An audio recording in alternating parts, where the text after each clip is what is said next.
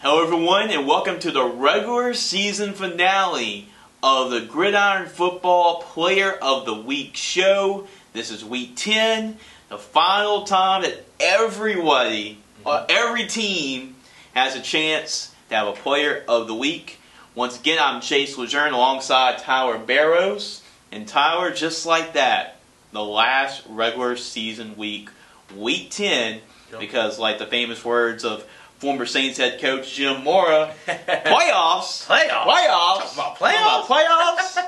Kidding me? Oh yeah, they're around. Yep, playoff time is here. The brackets are out, and it's time to play some elimination football. Win or go home. Starts this Friday, but we won't stop the Player of the Week show. It'll just be less teams really being involved for it, but as long as you're still in the playoffs and still competing, you still have a chance for a Player of the Week. But this is the last opportunity that everybody gets for this week.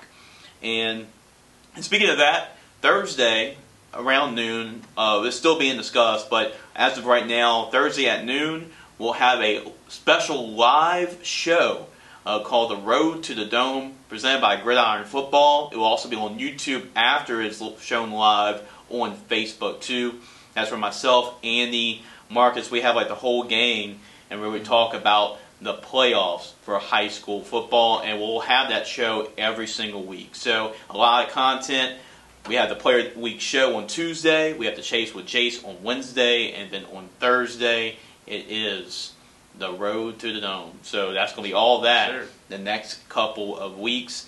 And then also, Tyler, it's going to be playoff time. So because of that, every one of us will cover a playoff game this week. And we're still trying to figure out who's going to take what game. And but I know Scotlandville has a first-round game, so he's going to cover Scotlandville still. But for you, I know Madison Prep's on the bye, so you're kind of off this week. Well, I'm not going to make sure that you're off. I want to get you a game, get you at work. And I believe right now, I think we're going to assign you to Woodlawn and Brother Martin. So that's going to be a really good game down there in Louisiana. I know those are two big programs, trying to make a run in the playoffs, but we're looking forward to that one for sure. I've got the chance to see Brother Martin actually in week 1 when they played Madison Prep, so I know this team they're very good defensively, and on the offensive ball they can do a lot of things, but I'm looking forward to see how much they've evolved and kind of developed over the season. Yeah, it's going to be a really good test for Marcus Randall and his squad going on the road to play against a Catholic League team and the Brother Martin Crusaders. And I was just coming off a really good game. Friday I had a call game, but Thursday I got the chance to see Catholic High and Zachary, and that was like playoff atmosphere for that game. A district championship on the line. Catholic came storming back after being down 21-7. Won the football game 24-21 late with a game-winning field goal. It was a great football game, and you can check all that out at GridironFootballUSA.com. And of course, you can go. I think it was a pretty good game on Saturday too, and I guess that's an understatement. But LSU and Alabama, what a classic that was! Well, if you want to relive that all those moments for that game, just go to GridironFootballUSA.com again and have a complete recap of LSU getting that win in Tiger Stadium to control their own destiny now in the SEC West, and perhaps maybe a college football playoff appearance. You never know. I mean, right now they're ranked number 7 at AP poll, I believe, and they go out and beat a good Arkansas team on the road and finish off the season like they should. I mean, there's no question they can make a run in the CFP. It's coming down to I guess come down to the SEC championship. I guess we'll know what we'll play. I guess I'm guessing it's more of Georgia's side leaning. After that big win, but that's going to be a good game. That could be a good game right there for sure. So definitely looking forward to that. Hopefully the result would end up like the 2019 SEC championship game at LSU and Georgia. So we'll see about that, but LSU has to take care of business and keep their eyes focused before they even get to Atlanta. What I'm also looking forward to is talking about this list. The Gridiron Football Player of the Week, Week 10. Once again, coaches, I know it's a very busy time. I know that your eyes are really on the playoffs, trying to get ready for the opponent that you're about to play. So I really appreciate all the coaches that did submit a player for Player of the Week, and will make it worth your while. I was going to mention everybody that was sent in by a coach. this week in the regular season finale, Week 10. So let's get to it. Only a couple honorable mentions. We'll just go through them really quickly. All right. And we have about total, so we have about top 15.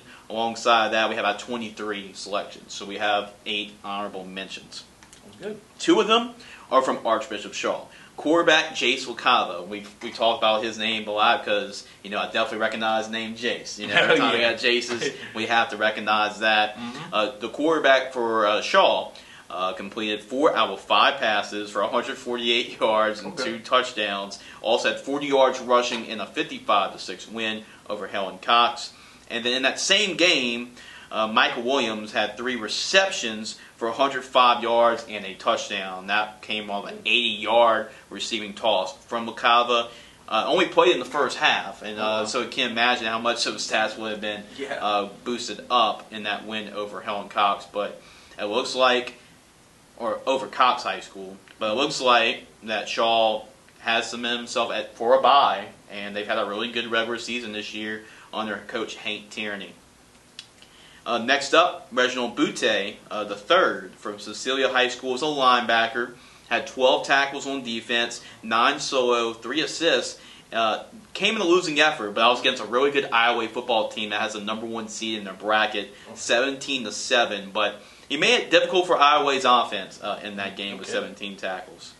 Clay Doucette is a running back from Iota High School. Had 132 yards, 3 touchdowns, a catch for 19 yards, and that was very important. Those stats for Clay Doucette, because it helped Iota defeat Church Point for the 4-3A district championship, and it broke their 29 regular season win streak. So Church Point, they've been really dominant in the regular season over the last couple of years, and they're undefeated this year. They won 29 regular season games in a row, and Iota put an end to that in that game. So Coach O'Quinn and Iota, congratulations on that victory and getting that district championship, defeating a great team like Church Point. St. Mary's quarterback Adam Parker, he's a very underrated quarterback up in Natchitoches. He is a senior quarterback for him. He played 7 of 9 passes for 97 yards and 3 touchdowns. Also had 45 yards rushing and a 4th touchdown. Had some little work, but he took advantage of it, scoring 4 touchdowns in the 55-12 win over Northwood. And then 3 more guys. We have Jacaleb Anderson from Lafayette. It is a name that we talked about before in the past. Had 18 carries for 198 yards, and 3 touchdowns in a 35-31 loss to New Iberia. So he definitely gave his team a chance in that football game. And then, of course, I have to end it with 2 Rose Pine players. Assistant Byron and Andy Bryson. Grant Ducote, Bryson Meeks. Both had a couple touchdowns. Bryson Meeks had 8 carries, 108 yards, and 2 touchdowns. Grant Ducote had 16 carries for 129 yards and a touchdown, with also a 2-point conversion. Offensively, Grant Ducote had 4 tackles, a sack, and a TFL, while Bryson Meeks had 2 tackles and a fumble recovery in a 42-7 win over Oakdale. So those are your honorable mentions for Week 10 for Gridiron Football. And now we go into our top 15, Tyler, and this is where you come in, counting us down and releasing the top 15 names, and we're going to start at number 15, Tyler. Alrighty, at number 15 we have at St. Frederick High School in Monroe, Louisiana, Michael Bell, quarterback. Michael Bell's been a good addition for St. Frederick. I know he was I believe, a transfer from West Monroe, and it's been a good addition for St. Frederick, both throwing and running in that game. In the win against Cedar Creek with a 35-20 score, he completed 8 of 13 passes for 81 yards and 2 touchdowns. Had a really good day on the ground too. 17 carries, 112 yards, and 3 touchdowns. So a 5-touchdown performance, and he accounted for all the team's touchdowns. They scored 35 points, that's 5 touchdowns, and Micah Bell was pretty much outscored Cedar Creek by himself and gave St. Frederick, the Warriors, the win. So he is at number 15, but you'd think last week we started off, or player of the week was a quarterback, Well, this week is all about the running game, and it really has been all year. So it's a good way to end the regular season. But we go to a running back for 14. Yep. From E.D. White, we have running back Jeffrey Dietrich.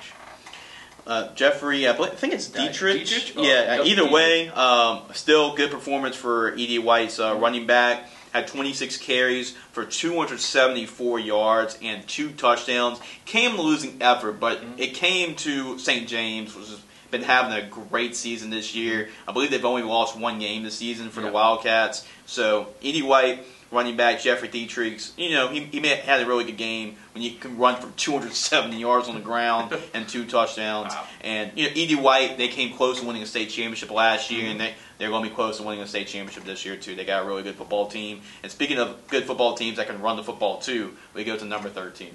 Yeah, from number 13, we have another running back from Sterlington High School, Tremel Colvin.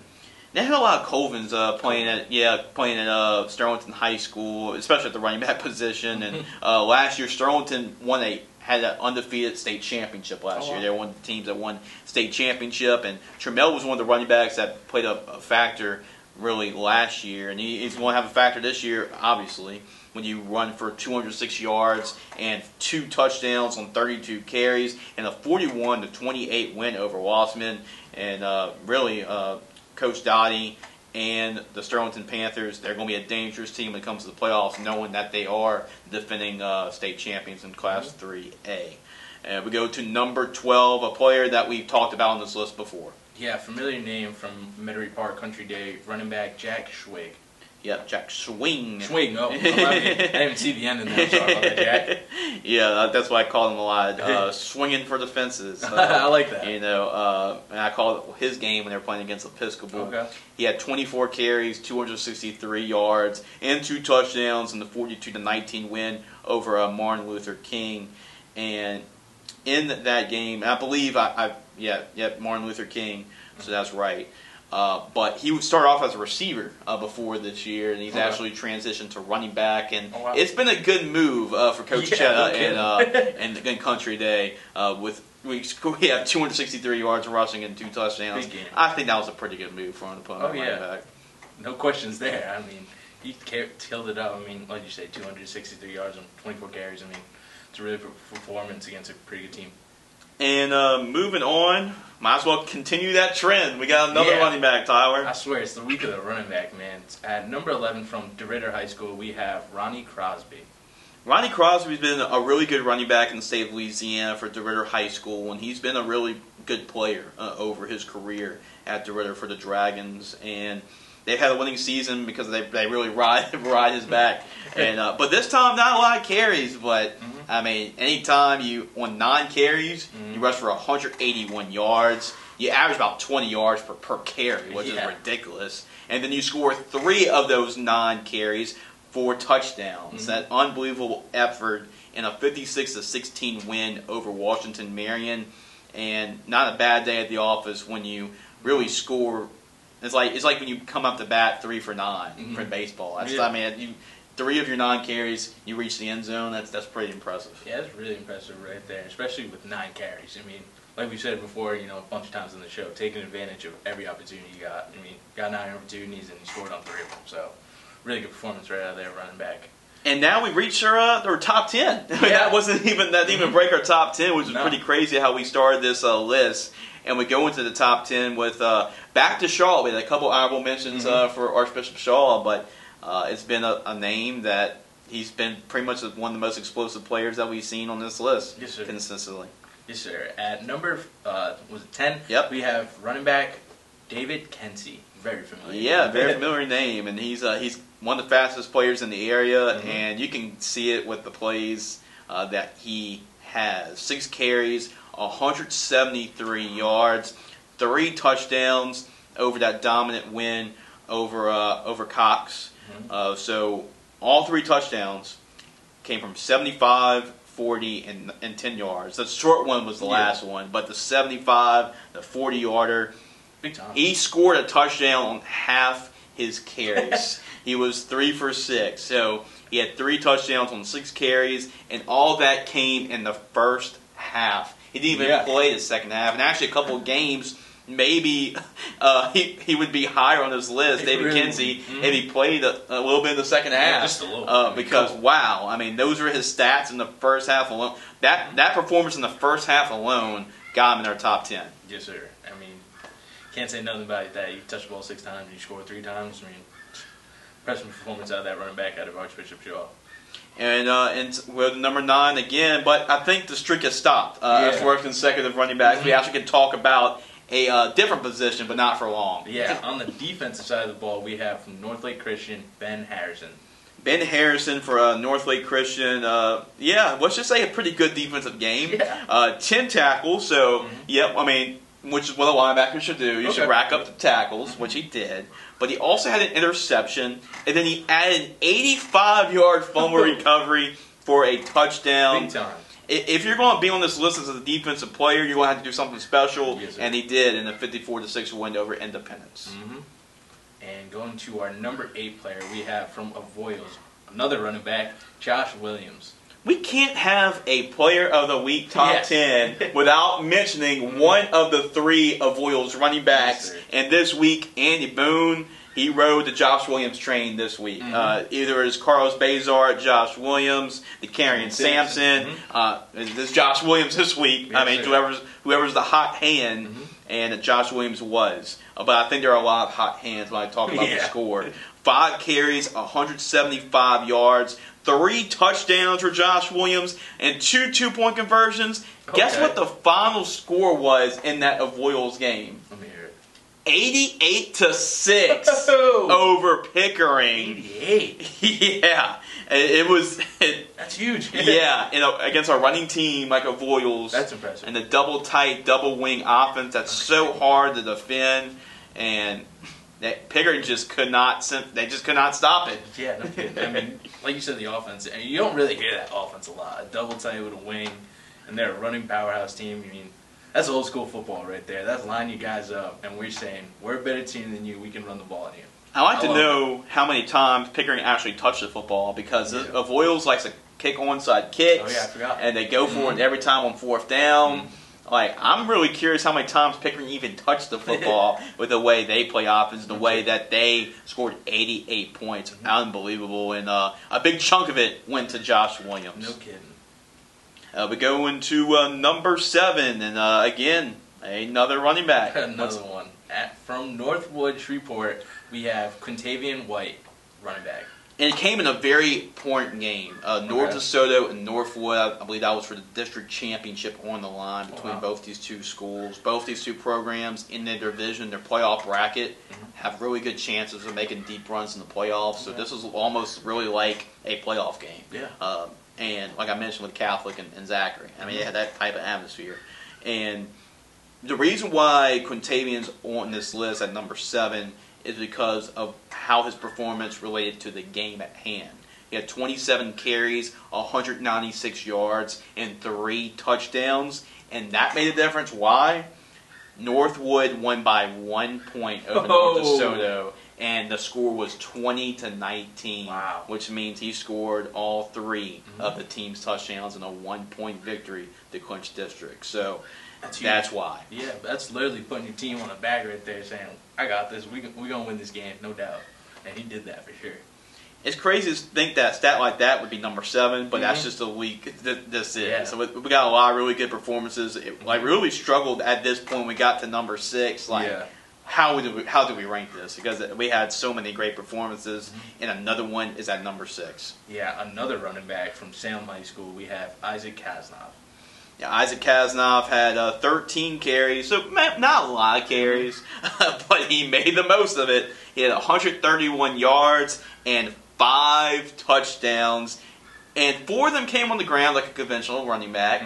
But he showed, hey, coach, I want to throw a little bit. Yeah, I want to get in this receiving game. Yeah, but he threw a touchdown from the running back position. No, that's the tricky one. He threw a touchdown. Okay. In a 61-21 win over Oranger. And, have yourself a game, Isaac. Isaac Kasnave has been really the top player for Salmon, but wow, performance like that, that's very eye-opening. And we go to number 5 from Jesuit High School in New Orleans. Another running back, Jerron Duplessis. Yeah, Duplessis. Sorry about that. Yep. No, Tyler's still getting used to Louisiana. Yeah, I'm still getting those names. I'm sorry for any of those guys. I mispronounce your names. I'm a northern guy. I don't see all these names all the time, but I'm getting there. I'm trying. Oh, he's improving every week. That's what matters. And Jace and Duplessis, in a win against Archbishop Rummel, they won 24-14. Okay. And let's just say they rode on the back of Jerron Duplessis because he had 25 carries, 299 yards, and 2 touchdowns. I think Jerron was definitely the bell cow that night for the Jesuit Blue Jays. Wow, I mean, I think he was pretty sore after that night. I mean, touch the ball 25 times and almost get 300 yards, literally 1 yard away from it. So, great performance out of that running back out of Jesuit High School. And now another running back. Yeah, we got a little bit of change. We got a little bit of change of pace at number 4. Yeah, number 4 from Erath High School, we have wide receiver Christian Palady. And Christian from Erath as a wide receiver did a little bit on both sides of the football, on offense and on defense. On offense, had 5 catches for 121 yards and 2 touchdowns. Right. And then also had 8 tackles, 1 PBU, and then here is the kicker, the cherry on top. Had an interception return for a 48-yard touchdown with 1 minute and 10 seconds left in a tied game. And that proved to be the game winner, 38-34 over Donaldsonville. And that's why when you make the game-winning play and you had an impact throughout the entire game, that's why you're considered for a top 4 performance. Yeah, I mean, that interception must have been huge down at that Erath game. I mean, 110 left on the clock, and you kind of seal the game with that. That's huge. Big performance out of that wide receiver / corner safety, maybe. And we're flying by, Tyler, because we're in the top 3. Oh, wow. We're already there. Yeah, we're right there for the top 3 performances of Week 10. Let's get into it. At number 3, we have another running back from Loreauville High School, Evan Simon. Yep, Evan Simon or Evan Simone. We're going to make sure we get 2 either way because Louisiana, they like to spice things up with the Simone. Yes, sir. And Loreauville, they had a couple Simones actually go through Loreauville. And he had 11 carries. Okay. All right. 202 yards. So try to figure out that average on 11 carries. He had 5 touchdowns. So off of 11 carries, that's pretty much like half his carries went for touchdowns. And had a 2-point conversion too. Okay. So by himself, you do the math, he scores 6, 12, 18, 24, 30. He scored 32 points of the 49 against Delcom in the 49-16 win. That's huge. Especially when your team, what did you say, 39 points? Yep. He put up 32 of them. So, I mean, there was 1 touchdown he wasn't on the field for. So that's a really good performance out of that running back. Running back from Loreauville. Yeah, outscored Delcom himself. I mean, they would have won 32-16 if it was just his scores. So, that's talking about having an impact in the football game. No kidding. Speaking of having impacts in football games, we go to our top 2. This guy always has an impact. We really should just rename the list after this guy. We've said that multiple times. Yeah. And I honestly, I'm not going to lie, I had him as my number 1 this week. I got to say it. But, all these performances are great and should just be mentioned, even great honor. But we'll go to our number 2. From De La Salle High School in New Orleans, we have running back P.J. Martin. PJ, I mean, man, what can you do? I mean, he's just caught some bad breaks this year because a couple weeks he should be number 1. I mean, he's either a number 2 or a number 5, but this is why he's been consistent throughout the entire year. De La Salle had an undefeated regular season. A lot of it has to do with P.J. Martin in the backfield. This really a accumulation of what he's done this year. 20 carries, 182 yards, 4 touchdowns in the 33-7 win over Booker T. Washington. But that's not all. He broke 2 school records. He now has the most rushing yards in a season.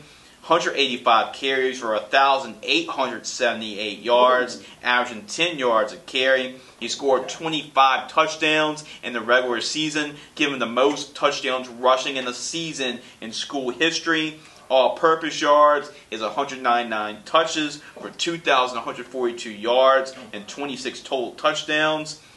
And also, he beat those records, and De La Salle just produced a Division I running back who's starting for Florida, Montrell Johnson, and he beat his records in a single season. So, man, PJ Moore, what a year that you've had. Yeah. And good news for PJ, he's just short of number 1.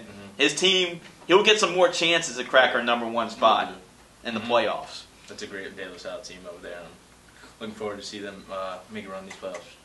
Now, for number 1, I mean, we can kind of go through the list, but again, guess who was the guy? If you're number 1, the person you have to think again is Will Lamphere, because he came in the clutch again with that vote, and we talked about it as a staff, and we considered it, and it's like, yep, Will's right again for a number 1 player, and we're going to talk about it even more.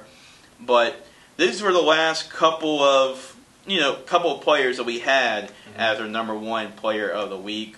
We had a quarterback last week at St. Thomas More. We had Aiden Klein from Rose Pond, who did a little bit of everything. Diego Spears from Dutchtown, the defensive lineman. DeCarian Sampson of Voiles, running back. Gray Waters was a Benton quarterback. Morion Miller is probably the biggest name that won this year from North Caddo, committed to Nebraska. And we had Jackson Bradley from Oak Grove, the quarterback, as a sophomore in week 3.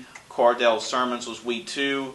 And then Kevon Johnson was week 1. And to cap off the regular season at number 1, drum roll please. Let's get to it. Who is it, Tyler? Who is our number 1 player in the regular season finale? Number 1 player for this season's finale, we have from Dutchtown, safety AK Burrell. Second time this year, a Dutchtown defensive player, another one. Like come on, DJ Khaled said, another one. The second defensive player from Dutchtown to crack and make our number 1 player on the Gridiron Football top performances list. But it wasn't just defense. It was like another Aiden Klein type. Like Will likes to say, the versatility was amazing. Yeah, that proved to be key when selecting him at number 1. Yep. And how close the game was too. That was also in consideration. Had 8 tackles, 1 TFL, 1 PBU, 1 interception on defense. Had 3 carries for 32 yards and a touchdown. Had 2 passes and completed both of them for 63 yards and 2 touchdowns, both of them. So he has 2 touchdown passes, a touchdown run, an interception, and a 30-27 win over East Ascension. So tell me all that didn't make a difference for Coach Guy Mastro's squad. No kidding. I mean, he was all over the field on that one, not just on the defensive side of the ball, but he was out there throwing touchdowns too. I mean, great performance out of that AK Burrell out of Dutchtown. AK Burrell is one of the most underrated players when it comes to really the Baton Rouge area. I mean, he's got a couple of Division I offers already, and I think he's committed to play. I don't think it's Division I FBS, but I think he's committed to play for Furman right now. I know he's got an offer from Furman. I'm not sure if he's actually committed there, but I know he's got an offer from them. But if he does play for Furman, that is one heck of a steal for AK Burrell.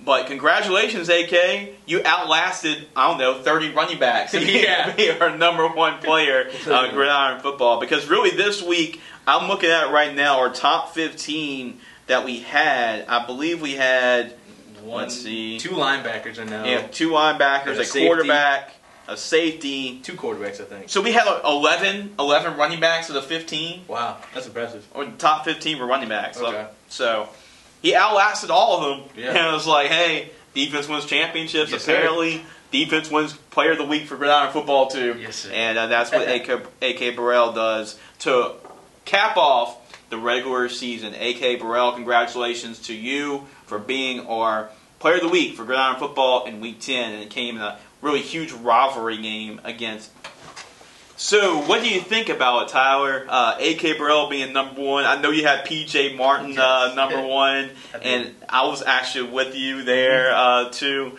But we got outvoted 3-2, and I'm not mad at all. No. I totally agree. AK Burrell is definitely deserving to be in number one, and we get another chance to really talk to the Dutchtown Griffins again because we had the Player of the Week interview a couple weeks before.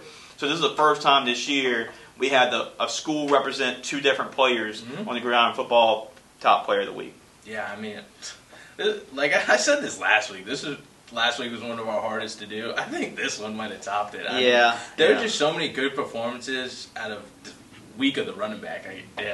Really the week of this running back, and it was really hard to pick even a top 10. So we had to expand it to a top 15, and even that was still trouble. We had some guys in there and the honorable mentions that we kind of want to get up there, but overall it's a good list. Honestly, there were some great performances. And I think it's going to be even more running backs moving forward because when we're entering the playoff time, it gets cold, it gets wet. It's a little different weather. Yeah, a little bit different I know weather. that weather. I'm from the north, and that weather's not all around, but it happens all the time in October and November.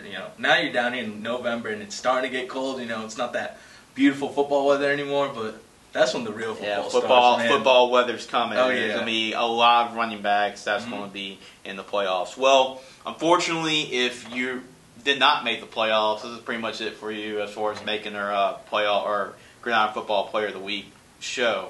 But moving forward, even though the regular season is over, coaches, we are still going to continue the Player of the Week throughout the playoffs. So as long as you're in the playoffs for that week, we're going to send you a message about filling out your Player of the Week form. We got a lot going on. We have Player of the Week. We have Chase with Jace. We talk a whole lot about Alabama and LSU on that show with Marcus Randall. Maybe, just maybe, a surprise guest. You never know. And then after that, we'll have our road to the Dome for Gridiron Football. So busy week of Louisiana High School Football, LSU. It's going to be a busy week, and we'll be covering on Friday, too, when each one of us will be covering a playoff game. I'm so excited for Friday, and I'm so excited for this weekend, too. I mean, I was mentioning it earlier, I got the chance to go down and see Woodlawn and Brother Martin this week, so I'm really looking forward to, finally getting to see Ricky Collins for the first time live. So that's going to be a big highlight for me, for sure. Oh, yeah, he's definitely a good one. And you're going to be seeing him definitely on Friday, and you're going to be seeing a lot of great football on Friday. So on Friday, especially throughout the week, too, not just Friday, we got a lot of content for you on GridironFootballUSA.com, so make sure to go to our website, and to make sure on Friday especially to get caught up with all of our game analysis, because there's going to be a lot of playoff games I will cover on that Friday night. But for Tyler Barros, I am Jace and Tyler. Special shout out to for Luke and Will for helping us with pictures and videos. And until next time, we'll have our first playoff edition of playoffs. That's right, playoffs. Playoffs. You kidding me? That's right. It's that time of year. Yes, it is. We'll be back next week for the Gridiron Football Playoff Edition. Right here on Gridiron Football.